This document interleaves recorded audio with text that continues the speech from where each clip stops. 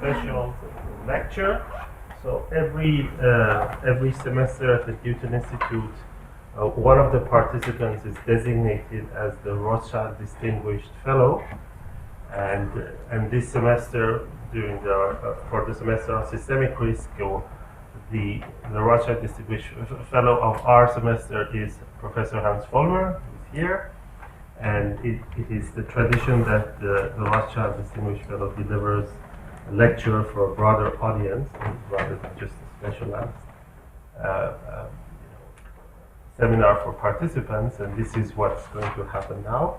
So Professor Foellmer, most of you know him through his work. He's a well-known expert in probability theory, stochastic analysis, and mathematical finance. He has made numerous contributions to these fields, ranging from theoretical topics in stochastic analysis, interacting particle systems, and more recently he's done a lot of work on mathematical finance, the theory of risk measures, and especially he has been investigating a lot through his work on risk measures, the role of probability and uncertainty in finance. So I guess this is what he's going to talk about today. Yeah. Thank you, Rama. Yeah, I was asked specifically to give a lecture for a general audience. Now, this audience does not look so general, so there may be a slight mismatch, but you have to bear with me. Now, too late to change it. Anyway, so I'm the odd one out. Ah, great, great. So I'm the general audience. Good. Yeah, it's of course a pleasure to be here. The first time I was in Cambridge, in the math department, or statistics department rather, was when I was a graduate student in '67. So David Williams was my host. And at that time, it would have been, I think, inconceivable to give a talk where finance appears in the title. No? So in the circle of graduate students where I was moving at the time in Göttingen, so we were starting to do probability, but in the first place we were not interested at all in applications. We were interested in basic theory of Markov processes, things like that. And if at all applications, there was a scale of respectability where, of course, mathematical physics was on top. And interesting things started to happen at the interface, mathematical physics, probability, just at that time, statistical mechanics, the probabilistic approach to phase transitions, quantum field theory. Then further down the scale, mathematical biology. Then at that time also mathematical economics. We found interesting, that was a heroic period of general equilibrium theory where a number of well-known mathematicians, also like Stephen Smale and Thom, got interested. So that was respectable. Then a long time nothing. Then in the end, maybe actuarial mathematics if we are thinking in terms of jobs. But at that time, I'm talking about the mid-60s, this was not perceived as an intellectual challenge. And mathematical finance, was not there. It was not on the radar. Like here, it has disappeared.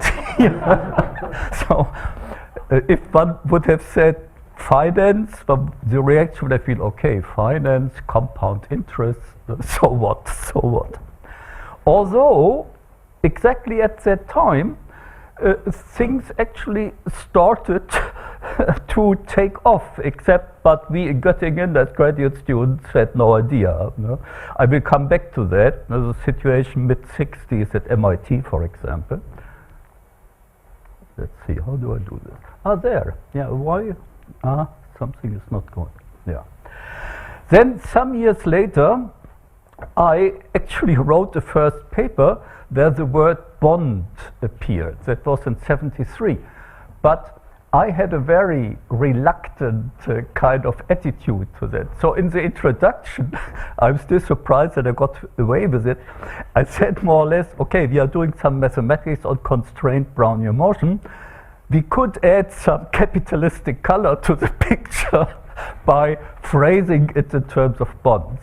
Now the reason I wrote that paper was that a student came into my office when I was an instructor at that time at Dartmouth, and asked me a question. He had been an intern for the summer at Bell Labs, and they talked to some people, including Larry Shepp, who were thinking about such applications. The student, by the way, was David Krebs, who then went on to receive the Clark Medal as the best economist under 40 a while later. Now, what? Yeah, okay. But in fact, let's go back even further. You may have noticed last year we celebrated 300 years of the publication of Ars Conjectandi. Now, if you look at Ars Conjectandi, the first three parts, the first part is an annotated edition of the treatise of Huygens. Then comes a part on combinatorics, and then a third part on application. And the application consists in using these methods to compute expected values of various gambles in the context of a well-defined game of chance. So dice, coin tossing. So in modern jargon, you could say pricing of various contingent claims in the context of a simple random walk model. And there, of course, probability is well defined as the number of favorable cases over the number of possible cases. A priori, that is clear. And Bernoulli writes, the inventors of this game have made sure that the number of favorable versus unfavorable cases are definite and well known. So we can do this kind of analysis. Yeah, sorry, it appears here somehow twice. Now then part 4,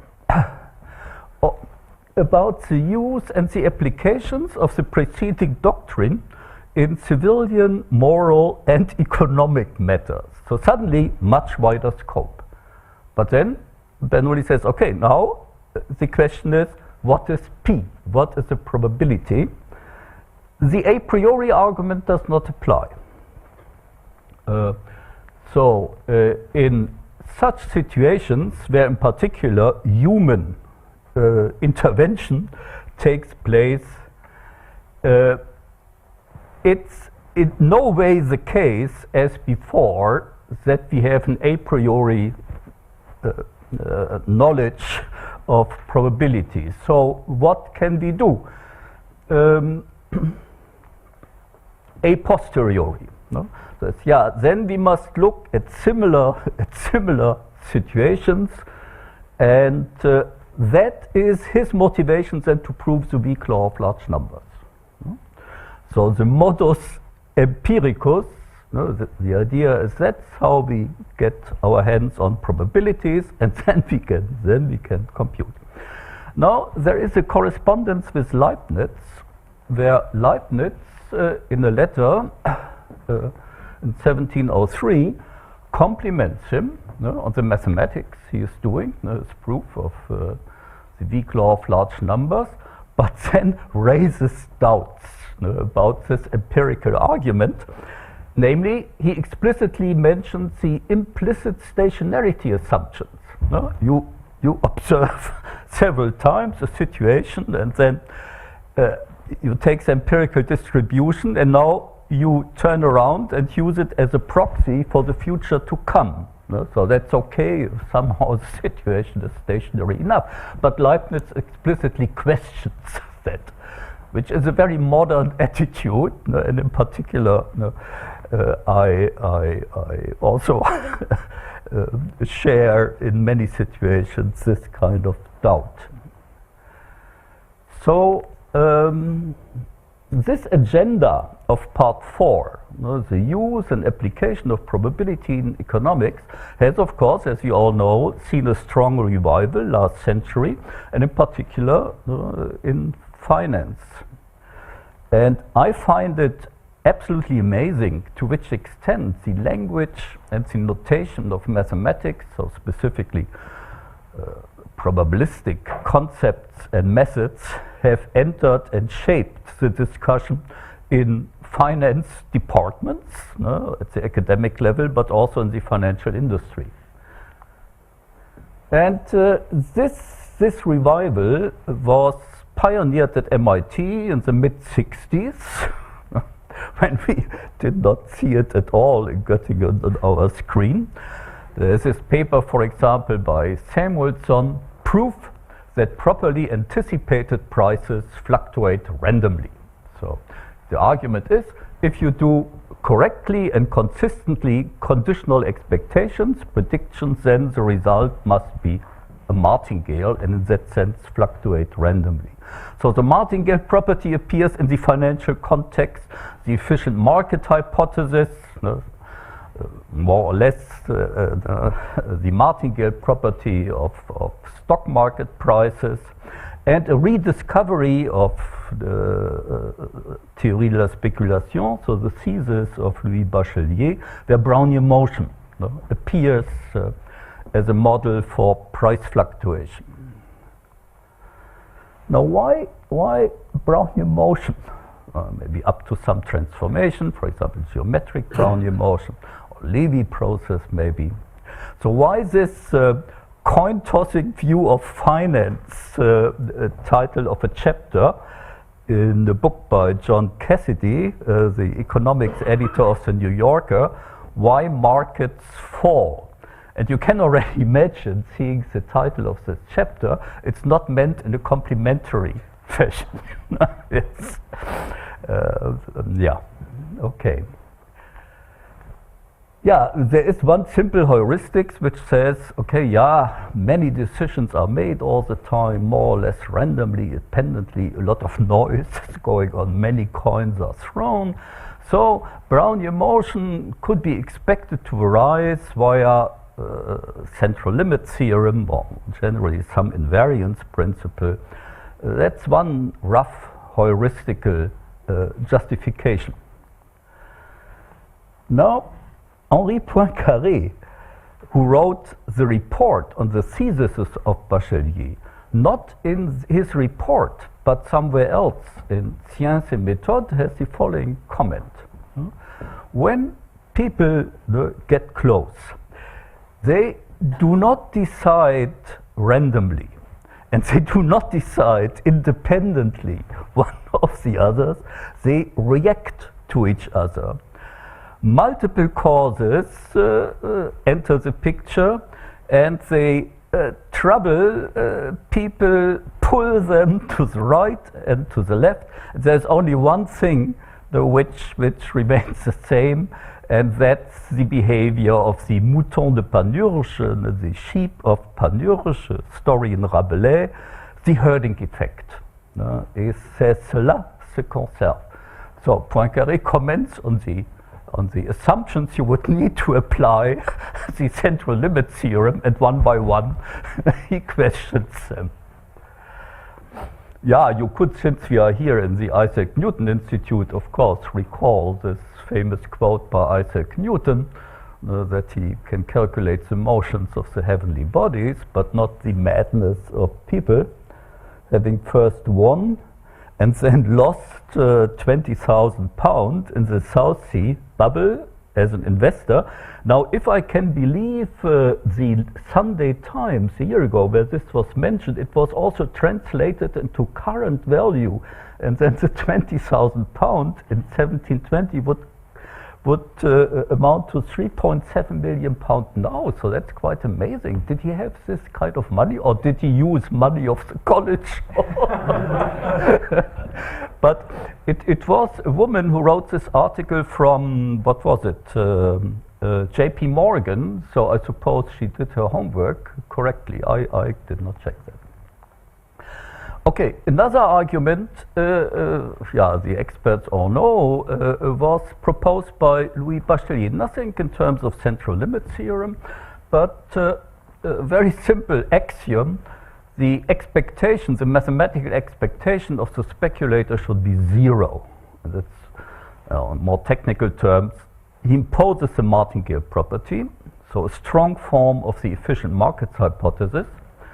Then, as we all know, plus continuous paths plus stationary increments implies then by a later theorem of Paul-Lévy that it should be a Brownian motion.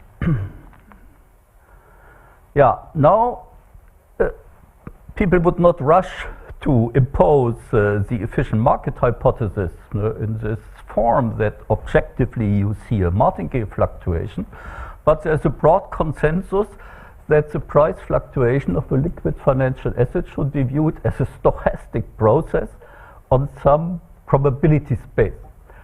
So many papers, especially in the 90s, started in this way. So let X be a semi-martingale on some filtered probability space. Everybody was happy. But of course, there is a considerable amount of framing going already on right now at this step, which, okay, you have uncertainty, a set of possible scenarios, for example, a path space, possible trajectories. If you just stare at one price fluctuation, information plays a role, the filtration. So what is known at any given time t, and a probability measure on the space of scenario. So in the language of Frank Knight, to which I'm coming later on, we are in the domain of risk, where a probability measure is assumed to make sense, to exist, and maybe even we know something about it. So P is the historical, the physical, the objective probability measure in this story. But of course, then if you start to think about it, you realize there is a lot of model ambiguity, model uncertainty, usually. And here is one quote by a guy you don't hear so often nowadays, but here's a quote 12 years ago, which since then, off and on, I really like to quote. Humbly speaking, our ability to forecast, even in a probabilistic sense, computing conditional expectation is limited. We have to have some humility. Okay, I will later on mention another quote which triggered the title I wrote down, admitting uncertainty, which is kind of ambivalent. Admitting is almost like admitting guilt, admitting that you have been so naive for a long time, just thinking in terms of probability and not in terms of uncertainty. But then the other meaning is admitting in the sense you admit it, you start to admit it in your conceptual and mathematical framework. So that's the message. This was triggered by a talk I heard 2 weeks ago or so by David Spiegelhalter, one of your colleagues in the psychology department, which I found very, very interesting about public understanding of notions of probability and statistics, especially in a medical context. Okay, and where uncertainty is a central issue in contrast to probability. Now, not only maybe you don't know the probability, it's often not clear that it even makes sense. And De Finetti, for example, would in many situations claim it doesn't make sense even to talk about it. So in his text on probability, page 1, the one sentence, probability does not exist as an objective thing. So that would be a very radical view. Typically, the mainstream view is somehow an objectivist interpretation and intuition. There is out there the probability mechanism. It can be identified partially by, at least by statistical econometric methods. And in the financial context, it should satisfy certain a priori constraints having to do with a more or less relaxed version of market efficiency. Well, absence of arbitrage, that's the relaxed version which is broadly accepted in the community. And then there is this basic theoretical argument all the experts know. When you exclude arbitrage, and that's defined in terms of a given probability measure P by saying, okay, if there is a strategy which produces an expected gain, positive expected gain, then there should be a positive probability of a loss. So in that sense, no free lunch. And then this is more or less equivalent, mathematically a long story, to the existence of a martingale measure P star equivalent to the underlying measure P, that is, the observed price fluctuation should behave like a martingale up to localization under that measure. So the strong form, pharma, what I said, no, P itself, what you see is a martingale, but this is much weaker, just an equivalent measure under which it would be a martingale. This was due to Cox and Ross, by the way. This was due to Cox and Ross. Oh, which formulation? Okay, the equivalence, yeah, right. So these names should be in the list which I started with Krebs and, but then there should be Cox, and I had a number of points, and I perfectly agree. Okay, P star. Not necessarily unique, usually called the risk-neutral measure, is the market's linear pricing operator. And Definetti would probably say, yeah, at that level, perfectly okay in a subjective sense. As an aggregate of subjective odds for financial bets, the market aggregates it to a pricing system. And so the subject, somehow the financial market. So if you read Definetti, he talks about you all the time to emphasize the subjective. If you replace you by the financial market, it's quite compelling reading. Here's a comment by Samuelson in this 1965 paper, why properly anticipated prices fluctuate randomly.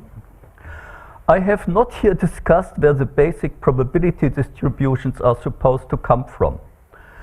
In whose minds, as already switching to the subjective side, are they ex ante? Are they supposed to belong to the market as a whole? And what does that mean? Are they supposed to belong to the representative investor? And who is he? Are they some compromise of divergent expectation patterns? Yeah, these questions are posed at the end. They are not then further discussed, but they, of course, continue to be quite relevant.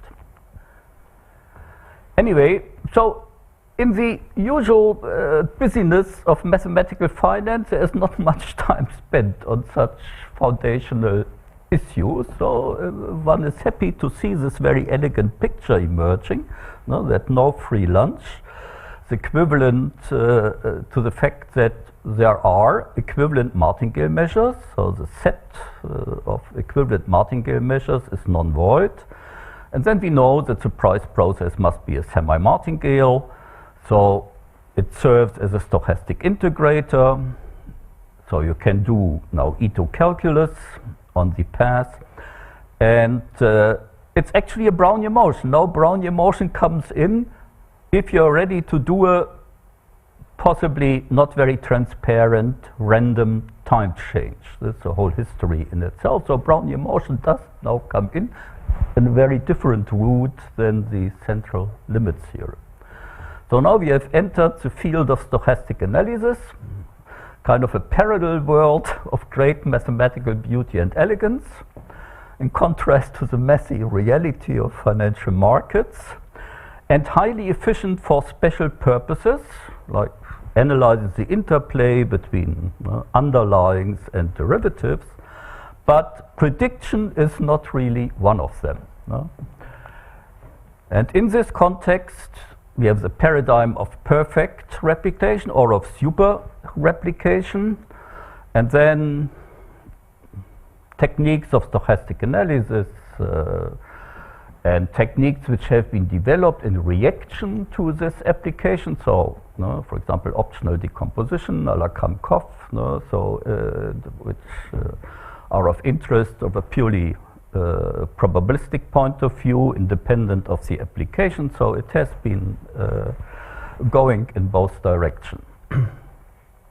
For example, that's the mathematical conceptual framework for pricing and hedging of derivatives viewed as nonlinear functionals of an underlying price fluctuation. In the complete case, when there's only one equivalent martingale measure, then you prove that functionals can be written as stochastic integrals, so Ito integrals. The Ito integrals, due to the non-anticipative construction of the Ito integral, can be interpreted as a net gain from a self-financing trading strategy. And then this implies unique arbitrage-free price as the cost of that replication, which is this constant. And then if you apply the martingale measure, this expectation will be zero under some integrability conditions. And so the price can be identified as the expectation of the claim under the unique equivalent martingale measure. And so in a way, conceptually, we are back to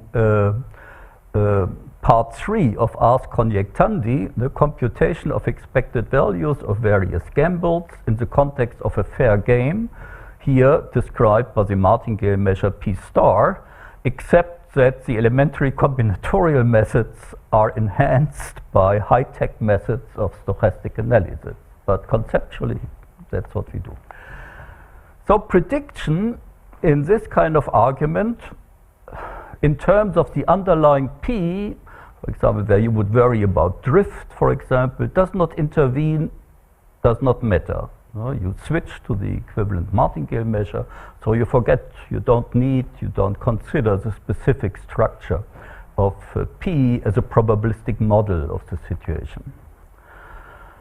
So at that stage, so that was kind of discovered by the probabilists, so in the mid-80s, and that was then the first euphoric stage where probabilists reaction was, oh, how interesting, so really non-trivial mathematics are being used. And then many well-known probabilists, some of them sitting in this audience, joined this, especially in France, Nicolas Caroui, Marc.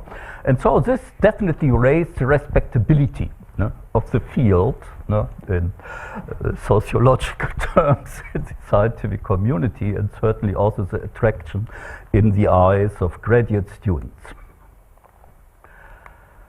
Now, since the mid-80s, then mathematical finance emerged as a new research field within mathematics. And in particular, one must say, way before the crisis, of course,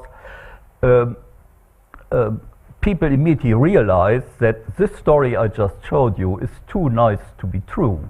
That in typical situations it would not be a complete situation, it would be incomplete, so you would have many equivalent martingale measures. That means the paradigm of perfect replication breaks down.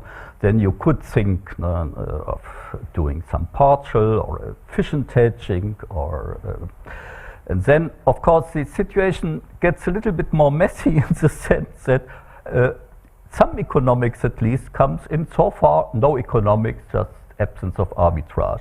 Because then, efficient, what does it mean? It involves preferences, so maybe expected utility. So it gets less pure in a way. So the standard setting is probabilistic. You have this underlying P, you have this pricing measure P star, which reflects in a way the markets believe. And as a mathematician, you just move freely back and forth in terms of the Gersanov transformation and don't waste too much time interpreting things. But the P, what is the P? Looking backwards, of course, you can look at empirical distributions, more or less typical patterns you have observed. You can use the empirical distribution as a proxy for the true underlying probability mechanism. But then looking forward, not so clear. Also here Leibniz question, is the situation really so stationary? And in financial markets, okay, some things maybe okay, but others, the context changes all the time. So it's not so firm as a foundation. On the other hand, looking forward, De Finetti would say, okay, probability does not exist in any objective sense, but the prices, of course, do, via financial bets based on subjective degrees of belief. So the financial market, so the P star would be all right. So as a prediction scheme, P kind of shaky, but P star much more is known thanks to derivatives, because if you look at the market's implicit prediction scheme at time t, you see a lot of that in terms of marginal distributions, which you can get from in principle from prices of plain vanilla options. More complex derivatives give you some information on joint distributions. So this gives you in principle a consistent picture via arbitrage across claims and therefore also across future times, maturities, on a given day. This does not mean that the whole thing is consistent now as a whole. Tomorrow, it may shift in a non-time consistent manner, and so there may sudden shifts in the mood of the market reflecting then in the P star. So something like phase transition makes perfect sense in a loose sense in this context.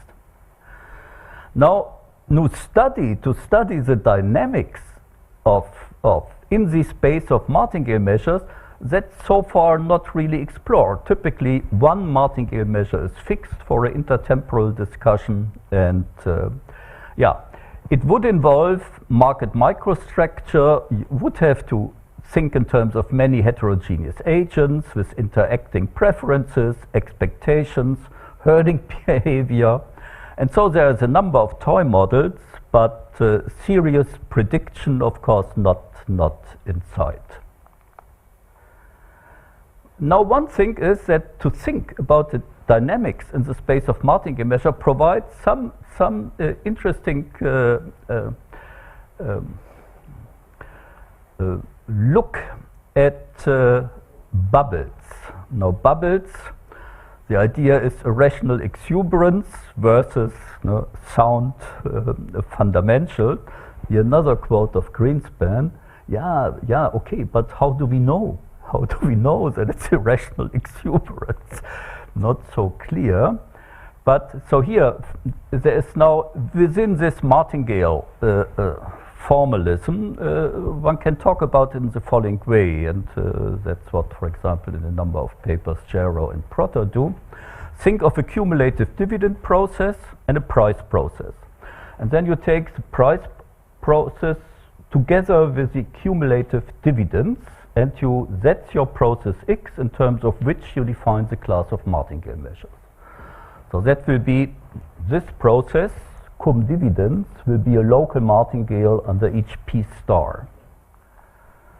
Now each P star provides legitimate market consistent view of the future, and it supports the observed price in a speculative perspective if you think of the option to sell. Well, that's a classical paper by Harrison and Krebs, speculative investor behavior in a stock market with heterogeneous expectations. Here the heterogeneous agents are replaced by the different martingale measures in that class P star. But there is a dichotomy. For each P star, this local martingale can be uniformly integrable or not. And depending on that, there is a bubble or not a bubble. There is either the present price is higher than the fundamentals as viewed by the martingale measure P star, then we have a bubble, or it's equal and then no bubble. And typically, in the same model, both views coexist. There will be equivalent martingale measure of one type and of the other type. There is a generic kind of example due to Delbin and Schachermayer, which clearly shows this. So, is there a bubble? It depends on the choice of the market consistent valuation P star to determine the fundamental price.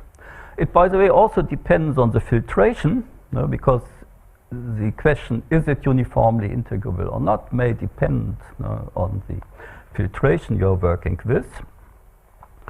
And so one can now, but so far in this picture, in any case, the bubble is a non-negative supermartingale. So it cannot start in zero. It must be already there. So in this formalism, no room for the birth of a bubble.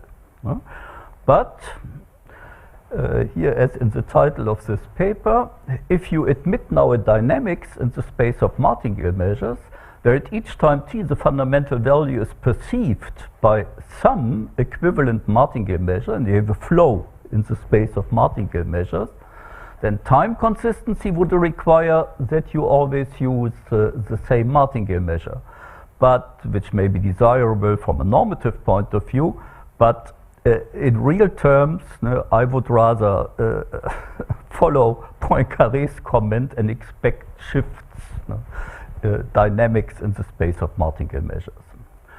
Now, Jarrah and Protter use a regime shift, let's say between two martingale measures of different types, then you have this kind of picture. No bubble, then suddenly there is a bubble, but it does not take off. It must be right there at the beginning.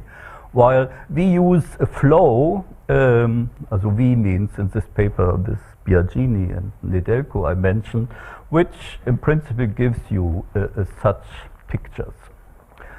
So this was an example for, among many, of how, as a probabilist, now you work in terms of the equivalent martingale measures, not in terms of the underlying P. Only the null sets of P are used, not the specific structure of P as a probabilistic model in this sort of argument. Now only, of course, is not so innocuous, because to fix the null set means to fix a lot, for example, volatility patterns. And so in recent years, there is an increasing concern about dependence on the specific choice of an underlying probability measure, even if you are only using the null sets. Now here's a quote from the Turner Review on the global banking crisis. At some point, he says misplaced reliance on sophisticated math. As far as I know, then in reaction to that, British colleagues wrote a letter to Sir Turner, signed by some people in this audience, I think.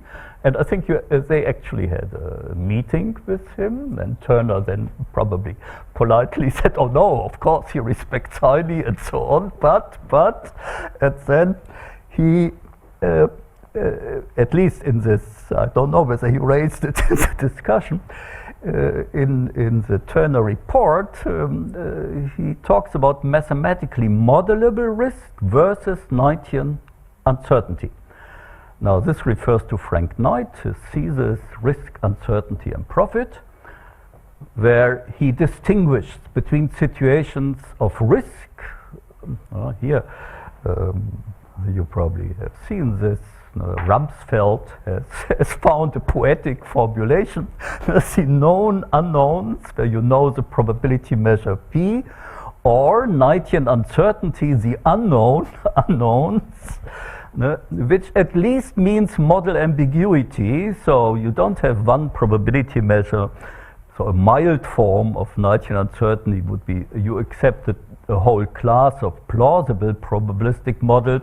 But of course, in a stronger form, Knightian uncertainty would claim, okay, it's a situation where it doesn't even make sense to speak about probability. So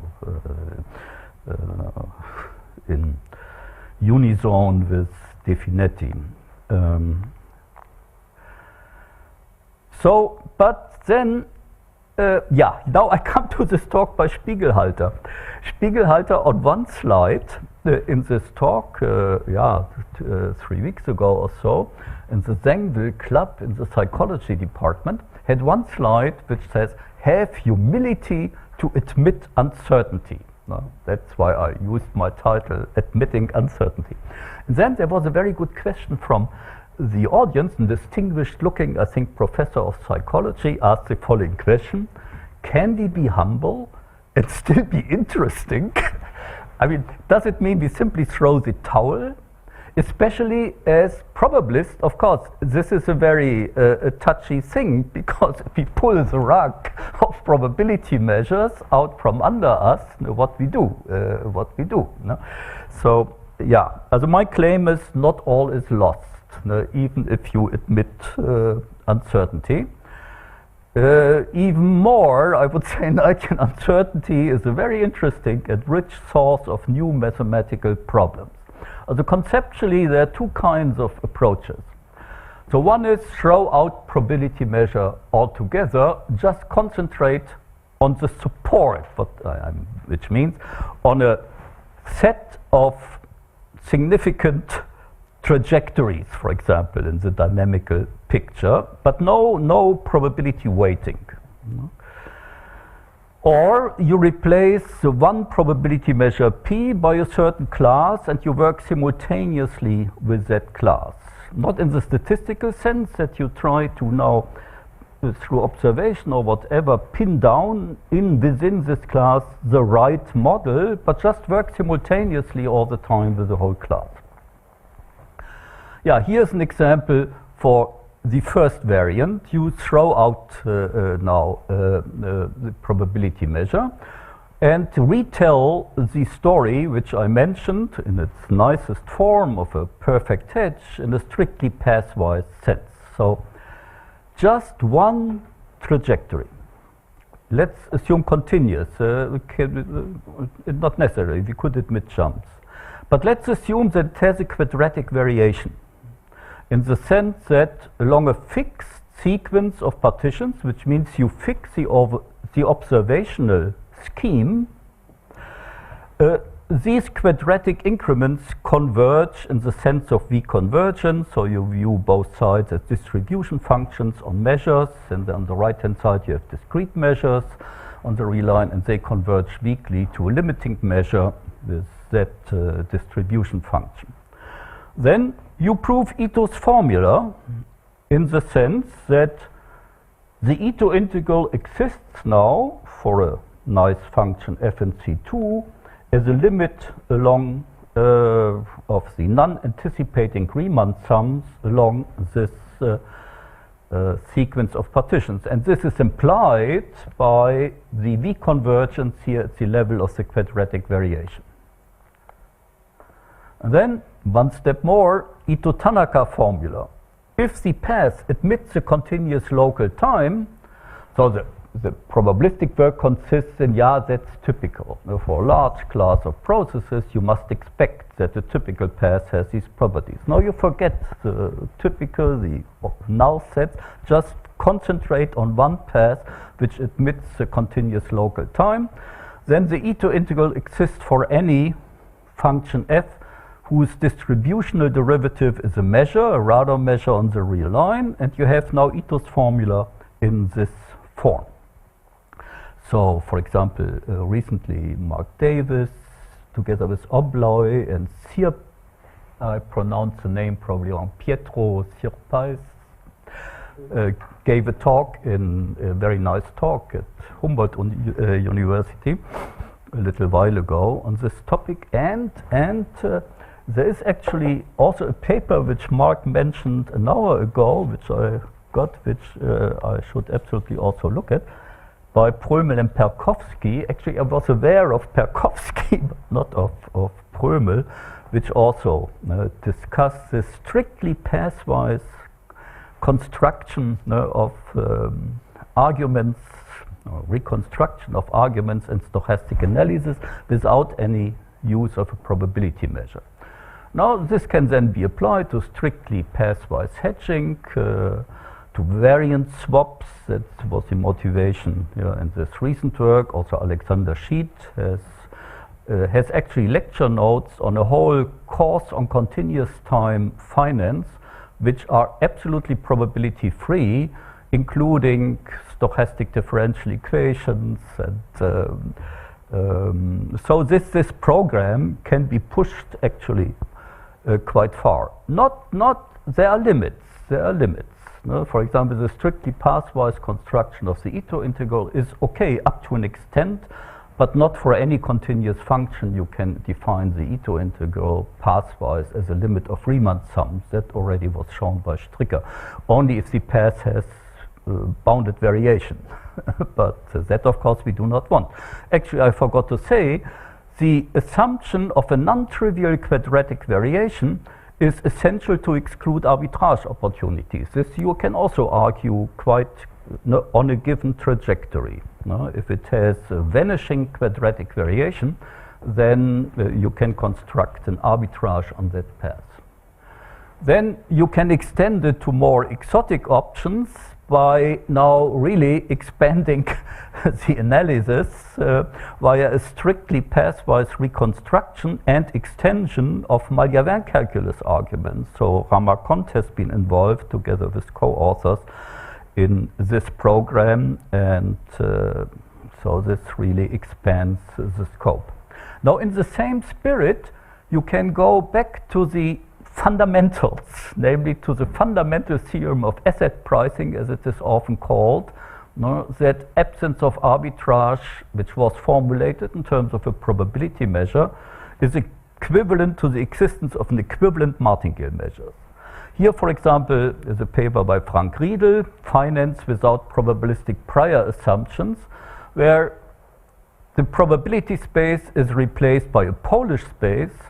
Absence of arbitrage is just defined with some topological assumptions without probability.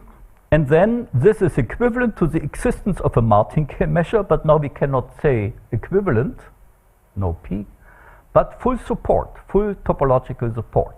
So that's already very nice. And there is suddenly an explosion of papers with variations on the theme.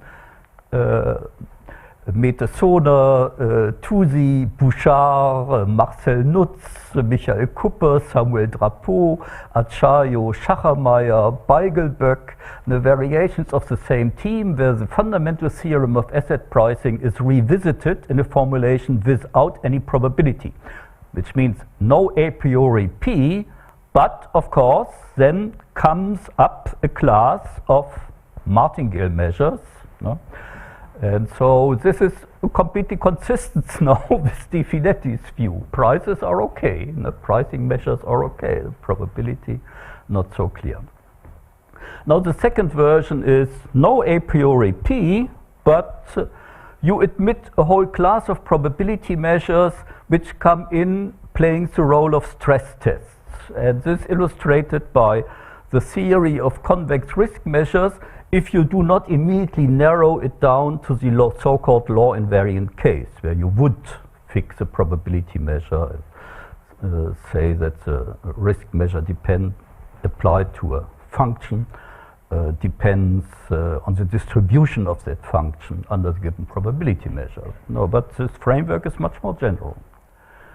So coherent convex risk measures were motivated by the quantification of financial risk beyond value at risk, which has the following structure.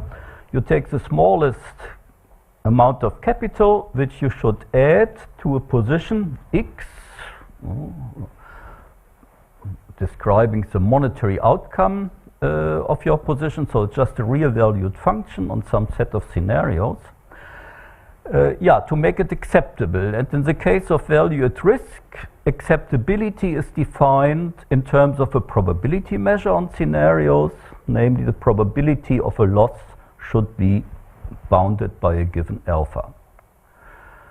But in fact, this has a much wider scope and many interfaces with other chapters in mathematics and also in economics. So monetary risk becomes a capital requirement in a regulatory perspective, if you like, and the general framework is, okay, you need some notion of acceptability. Value at risk is a very special case. Now, if you insist on convexity, which means that diversification should not be penalized, then by convex analysis, you get a representation which looks like this. That means you have a class of probability measures, not given a priori, they come in through the convex duality. So a class of plausible probabilistic models, let's say. For each model you compute the expected loss, you penalize with some penalty function alpha, which is actually the worst expected loss under that measure Q for acceptable positions, and then you take the worst case. So you could see this in this general form as an explicit formalization of model uncertainty, Knightian uncertainty, because you give yourself a lot of freedom here as to the class of probability measures you want to consider. None is fixed here in this general setting a priori. So it's a robust view, no probability measure P a priori, but probability measures do come in as stress tests. Now, last week, Alexander McNeil gave a very interesting talk on a more explicit connection between risk measures and actual stress testing. So that's a story in itself. This is just here a loose conceptual remark, but actually there are many interesting things going on here in connection to actual stress testing. Now, from a mathematical point of view, there is a rich prehistory, many interfaces, a special case of coherent risk measures, namely comonotonic coherent risk measures are Choquet integrals, which goes back to the 50s. Then in the context of actuarial premium principles, actually the definition of a convex risk measure without that name as a premium principle appears in work of Gerber already in the mid-80s. Then in the coherent case, the basic representation theorem appears in Peter Huber's book, Robust Statistics, just under a different name. And there is one interface which I find particularly interesting and compelling to economic preference theory. So preferences in the face of risk and uncertainty, on positions. Typically you have a numerical representation, so x is preferred to y if for some kind of utility functional it looks better, u of x is bigger than or equal to u of y.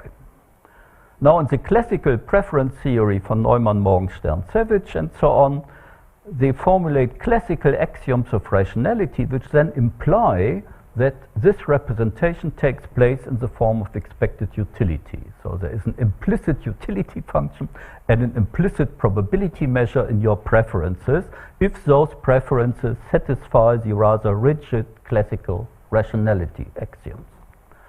Now, the whole literature, paradoxa, different stages, so more flexible axioms of rationality, for example, Gilboa, Schmeidler, and more recently, Maccheroni, Marinacci, Rustichini.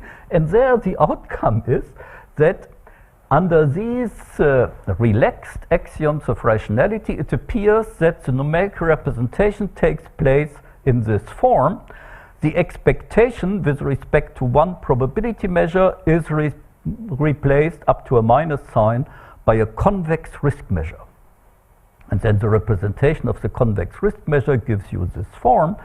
So you compute expected utilities, but under various measures. You take them more or less seriously as specified by the penalty function. And the convexity of the risk measure reflects model uncertainty aversion. It's one of the axioms in the list of preferences. While concavity of U, of course, that's the classical risk aversion. But this convexity is a different thing, different level, model uncertainty aversion. So that takes care of Ellsberg paradox and various other things in this literature on preferences. And convex risk measures come in canonically here at this crucial point. Now, the mathematics of monetary risk measures is on strictly mathematical grounds. A lot of interesting questions, so has been an active research area. For example, you could take the very classical problem of optimal portfolio choice in the following formulation. You want to find the best portfolio under financial and under risk constraints. Now, the financial constraints of affordability can be typically expressed in terms of the equivalent martingale measures. But risk, of course, now risk measures come in naturally, but also best means preferences. So you can take classically expected utility, but in the light of this recent development, it's natural also to bring in risk measures here at this level of the preferences. So mathematically, it involves new projection theorems from the class of measures which appear here in the risk measure at the level of preferences to the class of equivalent martingale measures, which mathematically means you have to extend classical projection theorems by Chisar and others, for example, in discussing relative entropy, divergence measures. Now, from one measure and a class of measures to two classes of measures, and so there are many interesting details which can be settled. Now, a very different and much wider perspective, of course, is what is going on now here in this semester on systemic risk, mathematical modeling, and interdisciplinary approaches. Now, I'm here just to learn, because I had not really thought much about this issue. And this is clearly an interdisciplinary challenge, and this period really takes up this challenge in a very impressive way. If you look at the programs of the workshop, it's really a very broad range of different backgrounds, different perspectives on this crucial issue of systemic risk. Now we have, of course, risk measures now just one element in a much more complex picture, have already turned up at many places. For example, here this work of Chen, Yanga, Moilemi on the axiomatic approach to systemic risk involves a decomposition theorem where you characterize a certain class of global risk measures by a decomposition that they consist in a risk measure of the type we have just discussed, applied to real valued random variable, and to an aggregation mechanism which produces a monetary outcome out of a very complex network picture. So mathematically, that's a very interesting decomposition theorem. Of course, in financial and real world terms, the whole question is, okay, how do you flesh it out? How does the aggregation work actually in economic and financial terms? Then there was this paper by in the lecture of Patrick Cheridito, his paper together with Brunnemeyer on measuring and allocating systemic risk, where also some kind of, which fits into this framework. So they described a specific way of aggregating, and then they applied a risk measure of the type we discussed, specifically utility-based risk measure to the result of that aggregation mechanism. Yeah, I myself last week gave 2 talks on something I find interesting without claiming any relevance so far, namely the interplay if you think of a large network between local conditional risk assessment in terms of risk measures at the nodes of a network and the global risk assessment for the whole thing.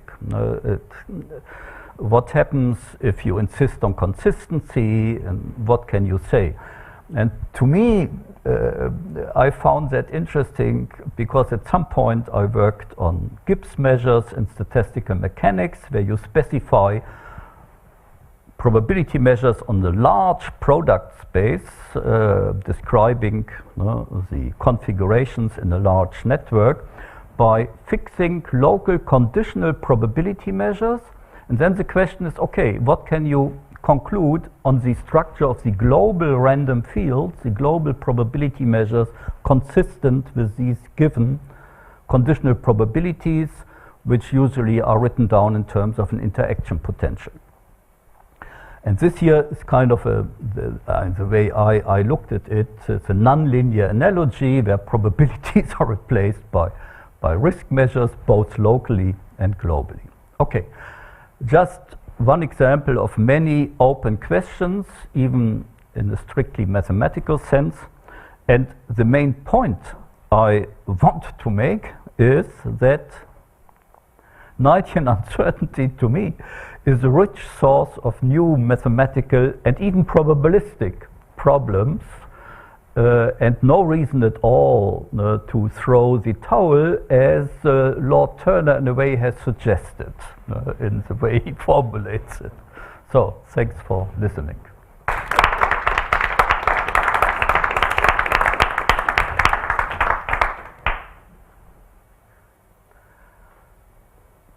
Are there any questions?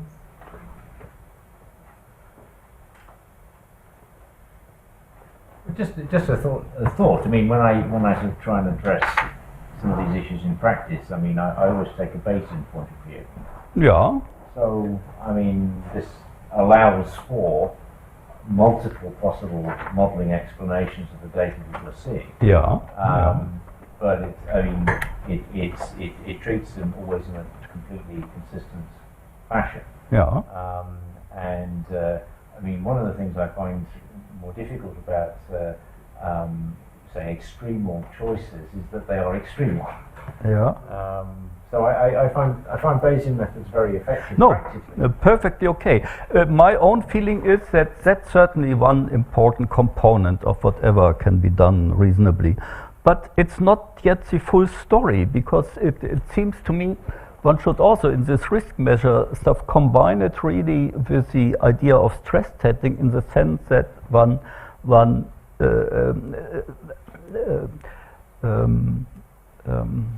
does some brainstorming and thinks of things which have never been observed so far, but which might so a combination of many things. And what I like about the framework, the conceptual framework, is that it leaves room for a lot of things. Now, of course, the art will consist in fleshing it out in a reasonable way, and there's certainly Bayesian technology should play an important role.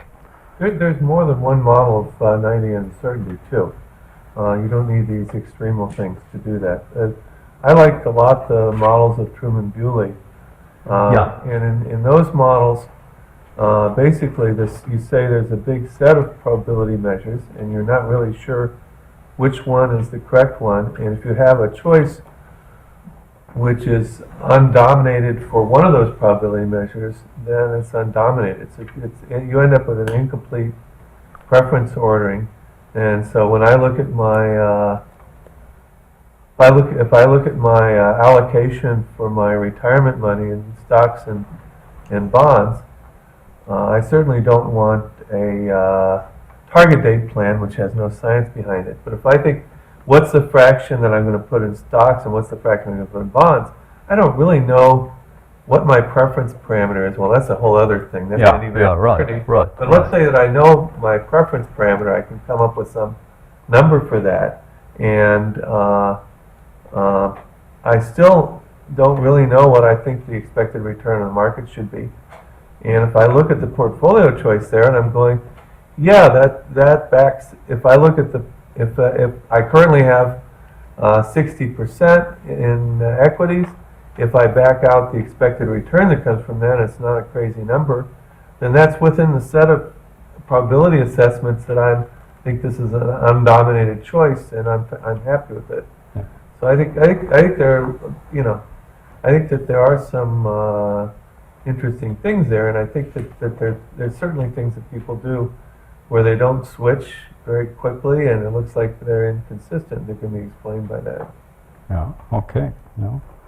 Yeah, as I remember, Trumbull also had a way of redoing large chapters of general equilibrium theory in terms of this model ambiguity, which looked very, very interesting. A little bit similar in spirit as this recent outburst of redoing the fundamental theorem of asset pricing without probability. Any other questions? Thank you very much. Okay.